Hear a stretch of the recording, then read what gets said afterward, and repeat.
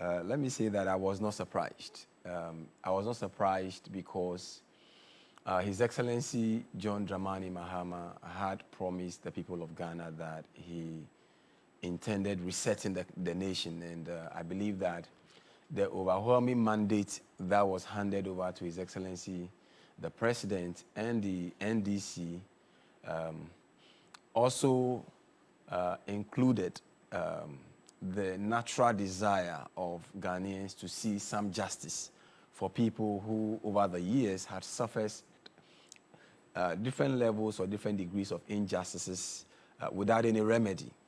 And I recall that back in Parliament, myself and several others were filing several parliamentary questions to the then Interior Minister and the then Attorney General to respond to questions in respect to unexplained murders and murders that had not been investigated and perpetrators had not been brought to book.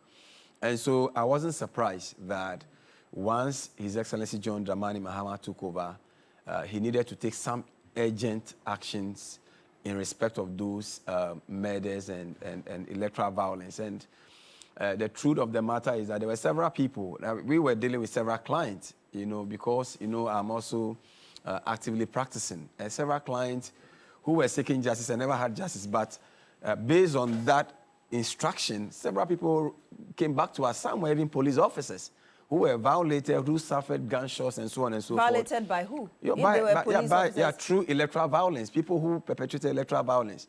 But they were police officers who also suffered, they were victims of electoral violence. And though they were even in the service, nobody minded them. So I want to understand. And so you now understand why many police officers were also very excited when the change came. Because even for persons who were serving as officers, who were violated, they were also left without any remedy. But isn't it obvious that as a leader, you may not necessarily have everybody liking you, so obviously... Well, I know that is granted. However, the widespread jubilation should communicate something to you, so my point is that even if serving officers were left without remedy, how much more people who were, victims of also West Wogon by election violence and others who had suffered various degrees of injury as a result of that police unprofessionality or people who have been violated out of the negligence of police and were left without remedy. So essentially, I wasn't surprised that His Excellency John Dramani Mahama gave that instruction, and I'm not surprised a bit that now the IGP has been relieved of his duties.